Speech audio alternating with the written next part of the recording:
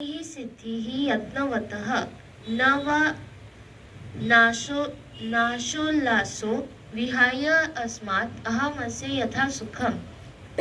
जनक कहते हैं कि व्यवहारिक कर्म न करने से मेरी कोई हानि नहीं है एवं कर्म करते हुए मुझे कोई लाभ वृद्धि होना नहीं है।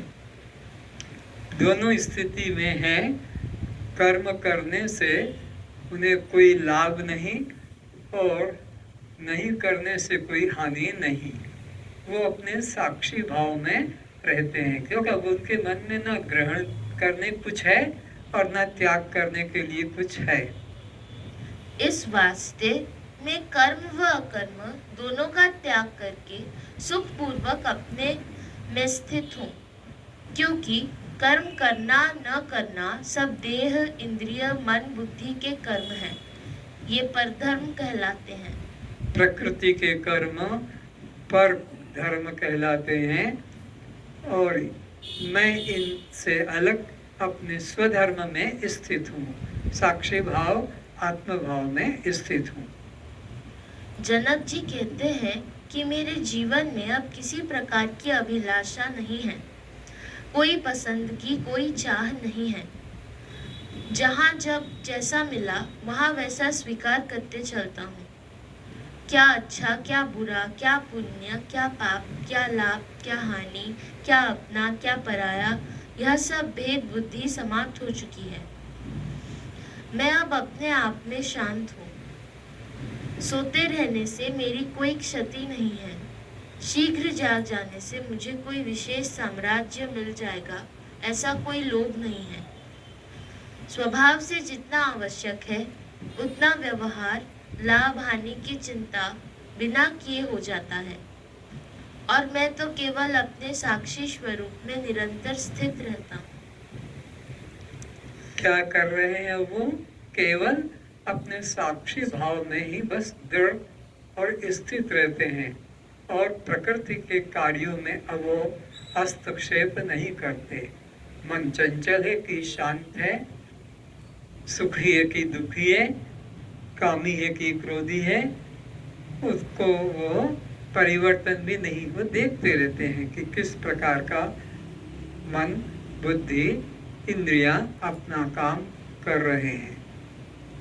नींद आना स्वभाव है तो आने पर सुला देता हूँ, शीघ्र उठाने की चेष्टा नहीं करता। नींद न टूटने पर चिंतित नहीं होता कि नींद क्यों नहीं खुली।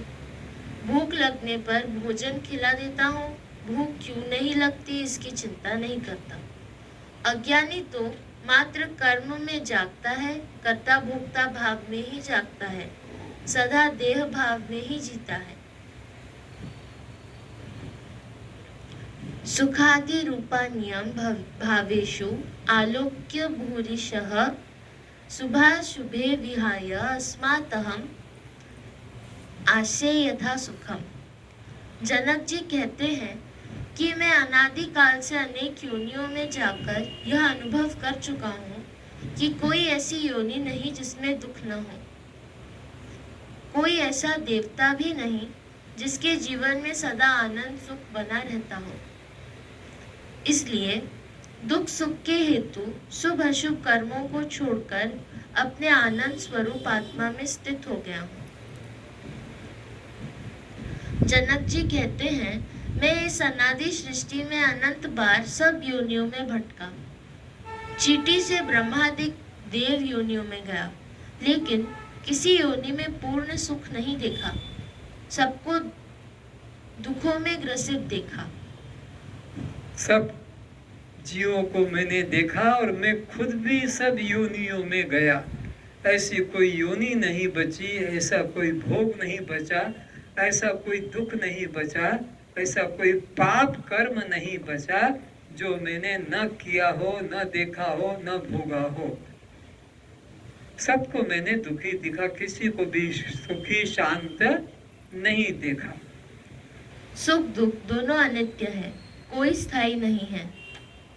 सुख आते हैं, दुख साथ लेकर चल रहा है, दुख आते हैं साथ सुख लेकर चल रहा है। इनका जोड़ा है, एक के पीछे एक। अभी सुख आया है तो सोचो दुख निश्चित आने ही वाला है। घमंड मत करो अपने सुख का, धन संपत्ति का, इसके पीछे दरिद्रता खड़ी है। और अगर तुम दुखी हो, दरिद्र हो, तो चिंता मत करो, वो पीछे से आनंद आने ही वाला है। रोग है तो फिर तुम निरोगी होने वाले हो। हर चीज साथ साथ चलती है। जैसे जीवन मिलता है, मृत्यु साथ लेकर चल रहा है। दिन दिख रहा है रात होने के लिए, रात होती है दिन होने के लिए। कोई अचानक नहीं आते। बच्चा किशोर होने के लिए, किशोर जवान की तरफ, युवा प्रौढ़ होने की तरफ, प्रौढ़ बूढ़ा होने की तरफ, बूढ़ा मृत्यु की तरफ, मृत्यु पुनः जन्म लेने की तरफ ही हो रही है। बहुत बार देख लिया, हानि लाभ सुख दुख सब अनित्य है। गर्भ दुख, जन्म दुख, बाल्यावस्था के दुख, युवावस्था के दुख, स्त्री पुत्र आदि के दुख, मोह ममता में दुख, वियोग दुख, संपत्ति का दुख, धन चुरा ले जाने का दुख, वृद्धावस्था में शरीर की असमर्थता का दुख, इस प्रकार दुख ही दुख है। जन्मत मरत दुसह दुख होई। संसार के अंदर जन्म से मृत्यु तक दुख ही दुख भरा हुआ है।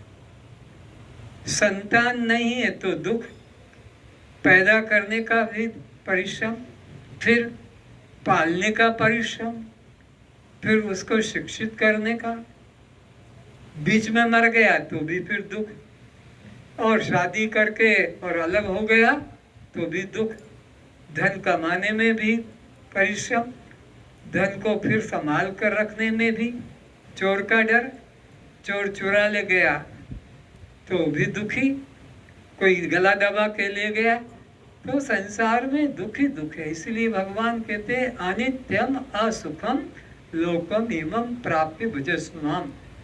यहाँ केवल दुख के अलावा और कुछ भी नहीं। इसलिए अपने आत्मा का चिंतन करो, वो आनंद रूप है और रोज गहरी निद्रा में देखते हो तुम्हारे सब कीमती जेवरात सामान सब बाहर रह जाते हैं गहरी नींद में, और तुम सुबह कहते हो मैं रात सुख से सोया, और दिन में ये सब तुम्हारी प्रिय वस्तुएं हैं, लेकिन तुम्हें दुख किसी से, सुख किसी से भी नहीं मिलता, न पुत्र से, न स्त्री से, न पति से, न संपत्ति से, न पद से। किंतु सबके अभाव में गहरी नींद में जो सुख मिलता है ये तुम्हारा अपना है। तो ज्ञानी अनुभव करता है कि बाहर के किसी पदार्थ में सुख नहीं है, सुख स्वरूप अपना सबका आत्मा है, उसमें निश्चय करो। जनक कहते हैं अब मैंने सुख दुख का हेतु कर्मों का परित्याग कर दिया है। अब मुझे कोई चाह नहीं है। अब मैं अपना आत्मानंद में स्थित हूँ। अक्रिय हो जाना ही जीव भाव का अभाव है। जीव जीव भाव नहीं रहा तब आत्मा को कौन जानेगा। जो आत्मा को जानने चला था वह जीव ही नहीं रहा। अब केवल ज्यों का त्यों अपने आप मैं आत्मा का आत्मा ही रह गया। जीव भाव का अभाव हो जाना ही मैं आत्मा हो जाना है।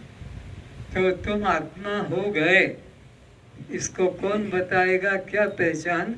जब तुम्हारा देह भाव छूट जाए कि मैं स्त्री पुरुष हूँ, कि ब्राह्मण क्षत्रिय वैश्य शूद्र हूँ, कि ब्रह्मचारी गृहस्थी वानप्रस्थी हूँ, या मैं पंजाबी सिंधी उड़िया बंगाली मराठी तेलुगु मारवाड़ी गुजराती हूँ, या मैं सुपरिटेंडेंट मिनिस्टर डायरेक्टर कलेक्टर हूँ, या कोई कलाकार हूँ, ये सारे अहंकार तुम्हारे टूट जाएं, कोई भी इस देह संबंधी न रहे, तो तुम समझना कि तुम आत्मभाव में स्थित हुए हो।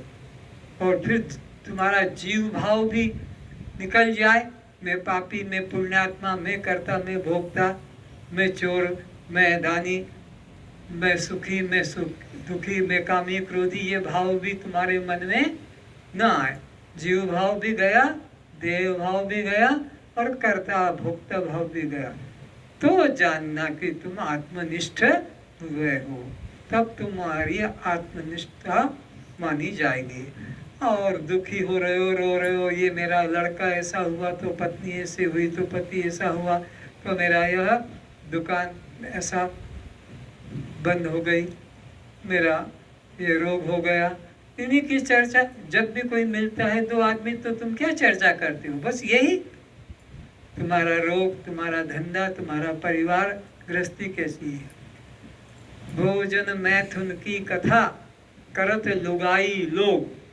संत कबीरदास जी कहते हैं भोजन मैथुन की कथा, या तो सेक्स मैथुन की कथा, स्त्री पुरुष जब भी मिलेंगे ये बात करेंगे, या क्या बनाया क्या खाया, रात को क्या खाओगे, आजकल क्या, इसी प्रकार। तो भोजन मैथुन की कथा करत लुगाई लोग, लुगाई यानी औरत, लोग यानी मनुष्य करते हैं। वाकी कथा न करत है जिन दीने सब भोग, उसकी कोई कथा ही नहीं करते हैं, उसकी कोई बात ही नहीं करते आपस में। जब दो स्त्री पुरुष मित्र मिलते हैं उसकी चर्चा नहीं करते, जिसने देव दुर्लभ मानव जीवन दिया, बस अनित्य पदार्थों की, भोगों की ही चर्चा करते हैं। मैं हूँ, मैं जानता हूँ, यह आत्मानुभूति की आत्म प्राप्ति है। आत्मा अगले क्षण में या भविष्य में मिलने वाली साधन साध्य वस्तु नहीं है। वृक्ष पर पत्र, पुष्प, फल, ऋतु, गर्भस्थ संतान, शरीर का बालक, किशोर, युवा आदि अवस्थाएं व यात्रा द्वारा स्थान आदि कालांतर में प्रतीक्षा के बाद मिलने जैसी वस्तु नहीं है। इंद्रियों द्वारा भौतिक पदार्थ की तरह आत्मा अप्राप्त से प्राप्त होने जैसी वस्तु भी नहीं है। आत्मा कोई सीजन में पैदा होने वाली वस्तु नहीं कि अमुक सीजन में होगा या अमुक देश में होगा, ऐसी वो आत्मा वस्तु नहीं। कि जैसे वृक्ष पर पत्र आते हैं, पुष्प आते हैं, फिर फल आते हैं, ऐसा वो नहीं। आत्मा नित्य स्वभाव है, उसमें कोई परिवर्तन नहीं होता है। आत्मा अग्नि की उष्णता, बर्फ की शीतलता, चीनी की मधुरता की तरह जीव का नित्य स्वभाव है। साधन द्वारा कालांतर में जो कुछ मिलता है वह सब अनित्य नश्वर है। तो जो साधन करके मिलेगा, स्वर्ग मिल गया अनित्य है, बैकुंठ मिल गया अनित्य है, मुक्ति मिल गई वो भी अनित्य है, सिद्धि मिली वो भी अनित्य है, अरे भगवान मिल गए वो भी अनित्य। साधन करके यत् यत् साध्यम तत्तत् अनित्यम, साधन करके जो भी मिलता है वो सब नाशवान पदार्थ, अनित्य पदार्थ होता है। आत्मा साधन साध्य वस्तु नहीं, वो नित्य वस्तु है और तुम्हारा स्वभाव है। स्व नित्य है पर अनित्य है। कौन नित्य है और कौन अनित्य है? स्व। स्व का मतलब होता है सेल्फ, अपना, आत्मा, ये नित्य है। और पर का मतलब होता है कौन? शरीर, क्योंकि पंचभूतों से भी बना है, पिता माता के संबंध से, रजवीर से बना। ये पराई चीज है, पराई वस्तु है। हम यह नहीं और ये हमारा भी नहीं। जैसे धर्मशाला में रह गए और अपना काम करके चलो, ऐसे ही ये देह भी हमारी धर्मशाला की तरह है। अपना काम है मोक्ष को पाना, ज्ञान को पाना, ले लो और यहाँ से छुट्टी। रोज रात्रि को सोते समय विचारो कि आज मेरा जीवन पशु की तरह गया कि मनुष्य की तरह हुआ। पशु की तरह गया, कैसे जाना? बस अपने ही खान पान में जीवन व्यतीत किया, ये हो गया पशु की तरह। और अपने अलावा मैंने किसी को कुछ दिया, किसका सहयोग किया, तो ये मेरा जीवन मनुष्य की तरह हुआ। ये मनुष्य तब हुआ। अभी तो हम सब दूसरों को लूट रहे हैं, दूसरों के जेब से निकाल रहे हैं, दूसरों से छीन रहे हैं और खुशियां मना रहे हैं।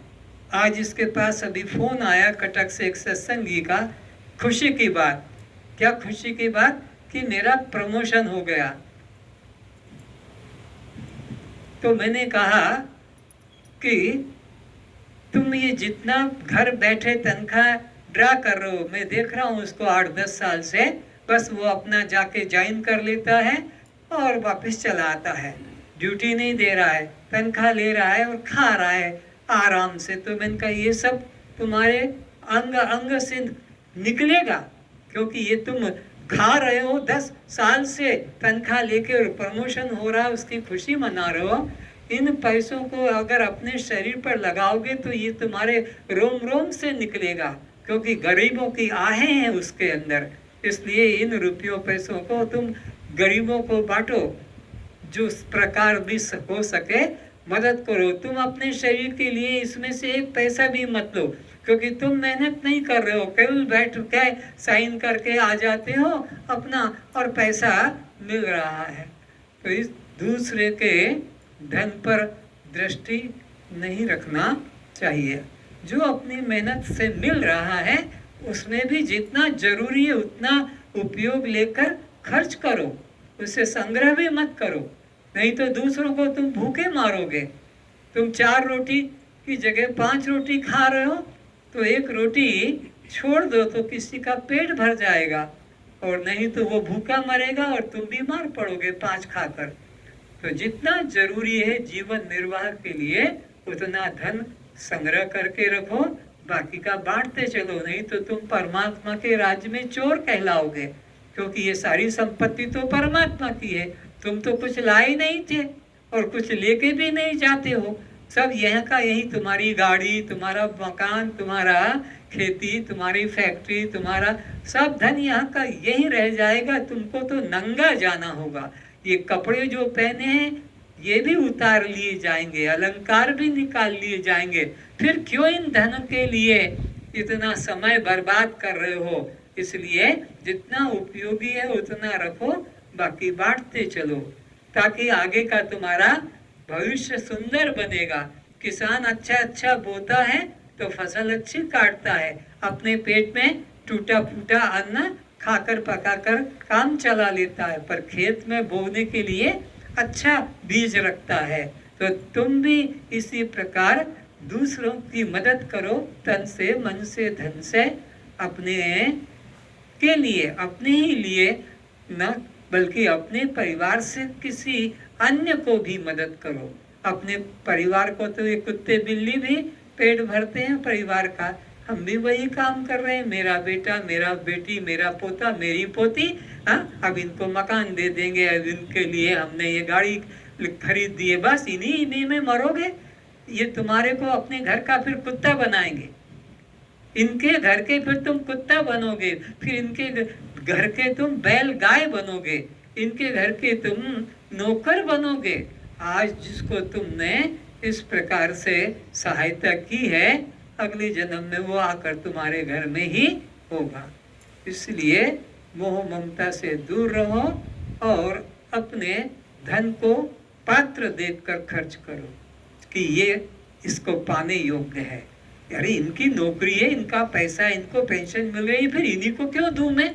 अरे उस गरीब का झोपड़ा नहीं है, गरीब को खाने को नहीं है, उसके बच्चे को पढ़ने को कुछ नहीं मिल रहा है, उसको रोग की दूर करने के लिए दवा नहीं ले पा रहा, मुझे उसकी चिंता करना चाहिए। मैं उनकी चिंता क्यों करूं जिनकी नौकरी है, मकान है, धंधा है, पेंशन है, पर आदमी उधर ही मरेगा, क्योंकि उनके घर का फिर कुत्ता बन के आना है, उनके घर का नौकर बन के आना है, उनके घर का पशु बन के आना है।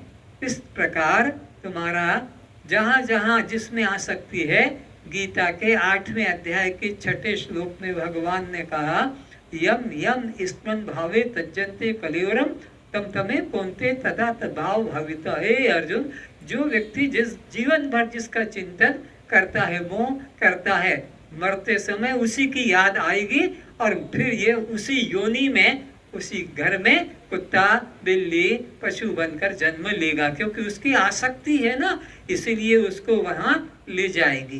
तो ये हमेशा तुम्हारा चिंतन अगर परमात्मा का होगा तो तुम परमात्मा को प्राप्त करोगे। और लोग कहते हैं हम अंत समय में मरते मरते याद कर लेंगे। जीवन भर में तुमने संसार का चिंतन किया, काम का चिंतन किया तो अंत में राम कहाँ से आएगा? जीवन में राम को अपनाओगे तो तुम्हें अंत में भी राम आएगा। तो इस प्रकार से सब समय यही चिंतन करो, हे मृत्यु माँ, तू अभी भी मुझे नहीं ले गई, मैं यहीं बिस्तर पे पड़ा रह गया। बिस्तर पर उठते ही मृत्यु को याद करो। सब लोग जितने सुन रहे हो, बिस्तर से उठते ही याद करो, अरे अभी भी यहीं बिस्तर पर ये पड़ा रह गया, ये माँ तू इसे ले नहीं गई। मैं तो इंतजार कर रहा था कि कब आओगी और कब इस देह से मुझे छुटकारा दिलाओगी। प्रतिदिन सुबह उठकर मौत को निमंत्रण करो, आज तो ले जाना, आज भी नहीं ले गई, अब तो मुझे ले जाना, ऐसा भाव करो। और तुम घर से बाहर भी जाते हो तो मैं जाता हूँ नहीं, मुँह आसूची, कैसा चालाक आदमी है, जा रहा है बाहर और बोलता है मुँह आसूची। अरे कितना डर रहा है, और जितने कह के गए, क्या वो आए वापस? सब कह के चले गए आसूची आसूची, पर सब मरते जाते हैं। तो ऐसा व्यक्ति, लेकिन अब मैं निमंत्रण देने की बात कहता हूँ, माँ तुम आओ और मुझे इस पिंजरे से ले जाओ। तुम आज भी नहीं ले गई, मैं तो तुम्हारा इंतजार करके सोया था, आज तो मुझे ले जाना। तो मृत्यु तुम्हारी असली माँ है। ये माँ जिसने दूध पिलाया वो असली माँ नहीं है, वो असली माँ है। ये माँ असली नहीं है, वो माँ असली है। क्यों? कि तुम्हारे पुराने रोगी शरीर को लेकर एक नए शरीर में बदल देती है। नया परिवार, नया जीवन, नई उमंग, नई शक्ति, नए संबंध। पुराने घिसे पिटे तुम्हारे रुग्ण शरीर को ले जाती है। कोमा में पड़ा है, अब क्या फायदा? 10 साल हो गए कोमा में पड़ा है, बिस्तर पे पड़ा है, मलमूत्र हो रहे हैं। अब ये दादाजी को कि ससुर जी को रखकर तुम दवा दिलाकर कितने दिन बचाओगे? और क्या होगा? जो उठ नहीं पा रहे हैं, चल नहीं पा रहे हैं, देख नहीं पा रहे हैं, सुन नहीं पा रहे हैं, उनको जाने देना चाहिए। लेकिन उसके लिए क्या वेंटिलेटर में रखा है? ये सब मरने के लिए ही है। जो गए वो सब मरते हैं, बचते कोई नहीं, चाहे वेंटिलेटर में रखो कि चाहे जो जन्मा है वो मरेगा। तो मौत से मत डरो, बल्कि अपने को अजर अमर आत्मा रूप जानो। अतः स्वस्वरूप आत्मा में ही तृप्त रहो, संतुष्ट रहो। आत्मा में ही श्रद्धा विश्वास करो कि वह मैं हूँ, यह देह मैं नहीं हूँ, यह पर है। जीव तथा मन का अभाव हो जाने पर समस्त साधनों का अभाव हो जाता है। जहाँ तक अपने आप को देह, इंद्रिय, प्राण, ब्रह्म, व्यापक, परिच्छिन्न इत्यादि मान लेते हो, मन जीवित हो गया है, क्योंकि मन ही सब कुछ, सर्व कुछ बनाता है। मृत्यु काल में अपने में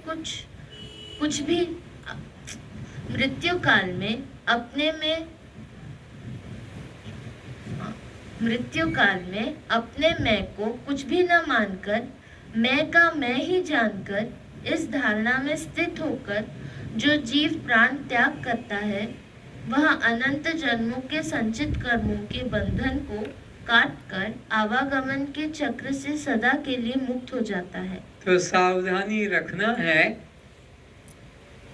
कि जब मृत्यु का समय आए तो मैं को अनेक अन्य उपाधियों से हटाकर, मैं ये हूँ, मैं वो हूँ, मेरा ये था, मेरा वो था, मैं ये भाव हटाकर बस मैं को मैं रूप जानकर ही देह का त्याग कर दो, ताकि तुमको और जन्म लेना ना पड़े और तुम्हारे सभी संचित कर्म ज्ञान अग्नि में भस्म हो जाए और तुम आवागमन से छूट सको। तो मैं को मैं करके जानो, पर हम मैं को मैं नहीं जानते हैं, हम तो मैं को यह या वह जानते हैं। मैं यह हूँ या मैं वह हूँ, हजारों तरीके से मैं को हम यह वह में ढक देते हैं। कोई भाग्यशाली होता है जो मैं को मैं करके जानता है, तभी उसका कल्याण होता है। तो मैं को तुम न स्त्री में ढालो, न पुरुष में, न जवान, न बूढ़ा, न हिंदू, न मुसलमान, न उड़िया, न मैं कुछ भी नहीं, मैं केवल मैं हूँ, बस उसी का कल्याण होता है। इति अष्टावक्र गीतायां ब्रह्म विद्यायां त्रयोदशम प्रकरणम समाप्तम। आज बस इतना ही। भजन लो। होता विनाश है,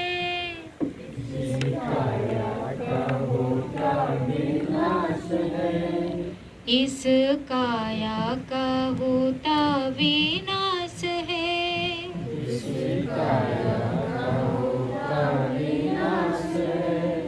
तू तो साक्षी स्वयं प्रकाश है,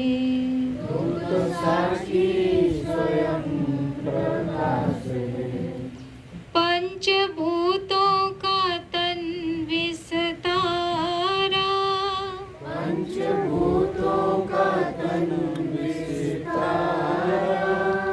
तू तो दृष्टा है देखनहारा,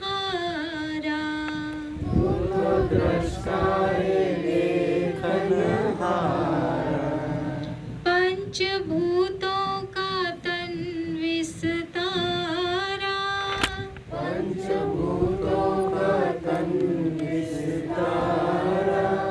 तू तो ज्ञाता है जाननहारा,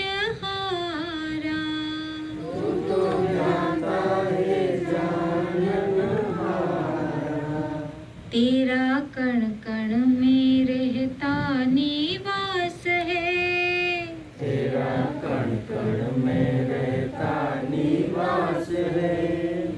तू तो साक्षी स्वयं प्रकाश है,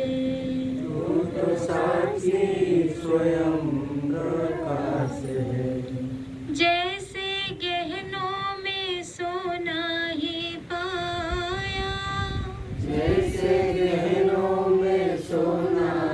पाया, तैसे घट घट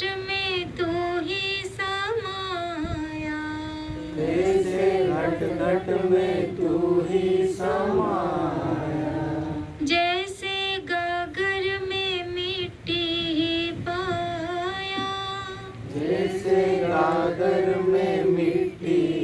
पाया, तैसे कण कण में तू ही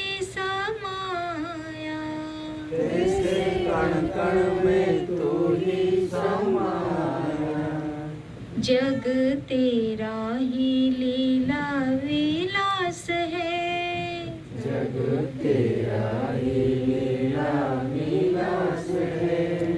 तू तो साक्षी स्वयं प्रकाश है,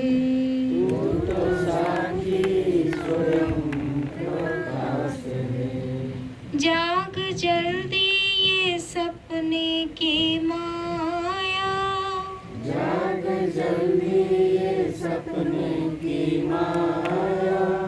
आपको भूल क्यों भरमाया,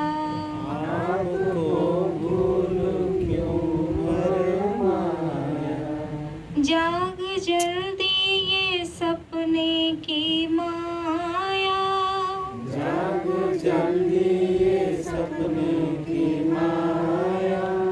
आत्म को भूल देह में फसाया,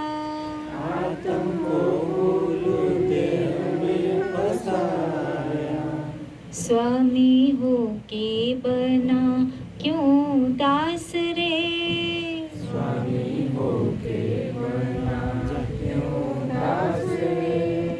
ब्रह्म हो के बना क्यों जीव रे,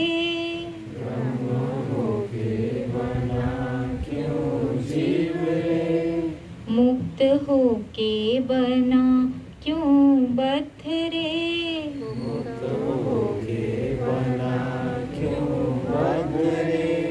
तू तो साक्षी स्वयं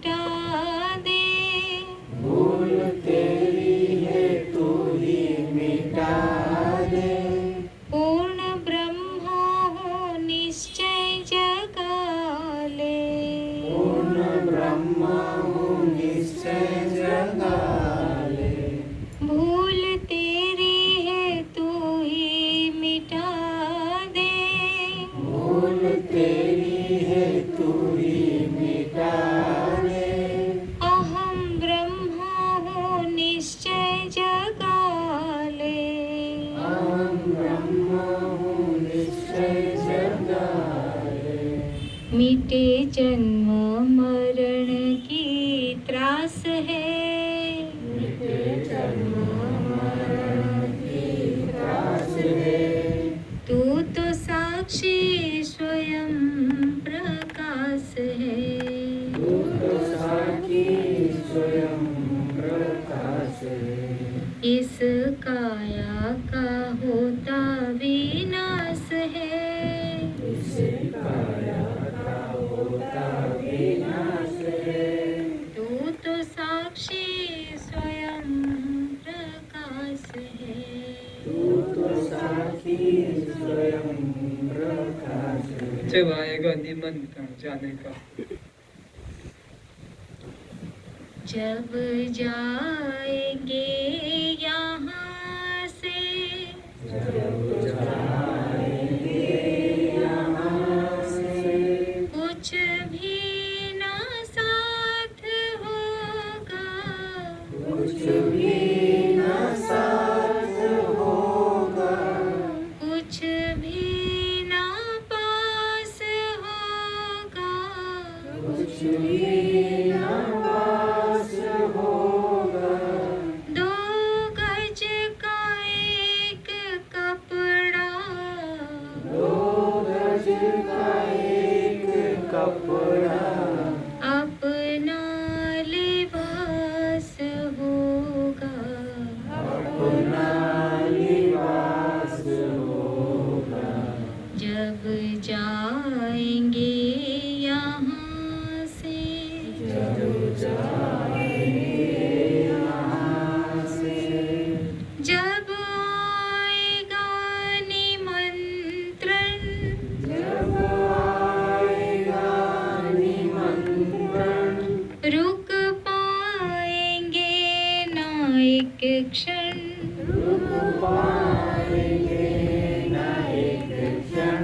रह जाएंगे पड़े सब, जाएंगे पड़े सब, धन कोश और कंचन, कोश और कंचन।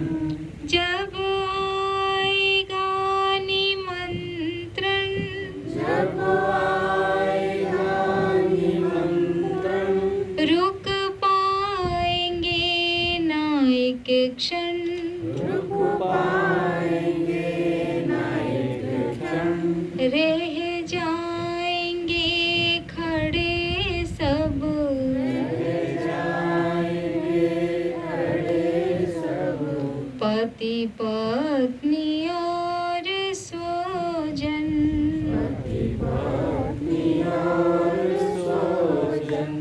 कह तक न पाएंगे तब, तक न पाएंगे तब, मन में जो भाव होगा, मन में जो भाव होगा। तन में जो कष्ट होगा, तन में जो कष्ट होगा।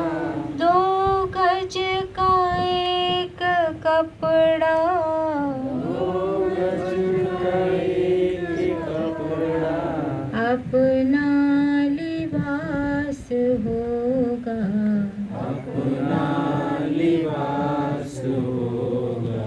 जब जाएंगे यहाँ से, जब जाएंगे यहाँ से, क्यों हम किसे सताए, क्यों हम किसे सताए।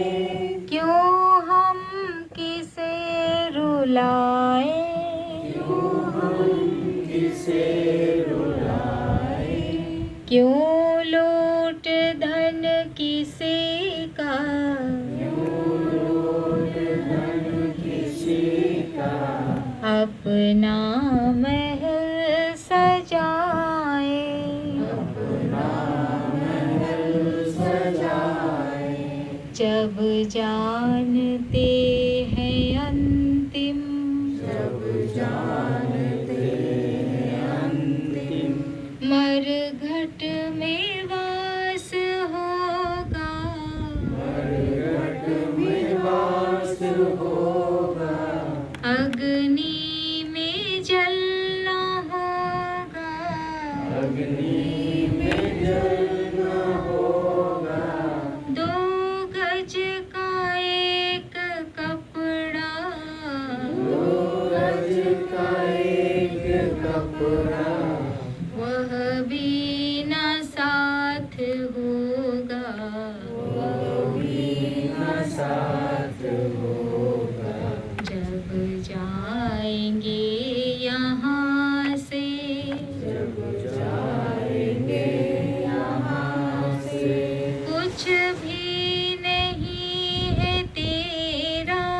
कुछ भी नहीं है तेरा, कुछ भी नहीं है मेरा, कुछ भी नहीं है मेरा, कहते हैं इसको दुनिया, कहते हैं इसको दुनिया, पल भर का है बसेरा, भर का है बसेरा, जाएंगे जब बिछड़ कर, जाएंगे जब बिछड़ कर, कोई निराश होगा, कोई निराश होगा, कोई उदास होगा, कोई उदास होगा, ना पति साथ देगा, ना पति साथ देगा, ना पुत्र साथ होगा, ना पुत्र साथ होगा, जब जाएंगे यहाँ से, जब जाएंगे यहाँ से, जाएंगे जब यहाँ से, जाएंगे जब यहाँ से, अपने उठा के डेरे, अपने उठा के डेरे, भव सिंधु के भंवर में, भव सिंधु के भंवर में, जाएंगे सब वे घेरे, जाएंगे सब वे घेरे, कोई कामदास होगा, कोई कामदास होगा, कोई दामदास होगा, कोई रामदास होगा, कोई रामदास होगा, कोई रामदास होगा, कोई कृष्णदास होगा, कोई कृष्णदास होगा, केवल वही तरेगा, केवल वही तरेगा, जिसे आत्मभास होगा, जिसे आत्मभास होगा, जिसे सोहम भास होगा, जिसे सोहम भास होगा, जब जाएंगे यहाँ से, जब जाएंगे यहाँ से, सही।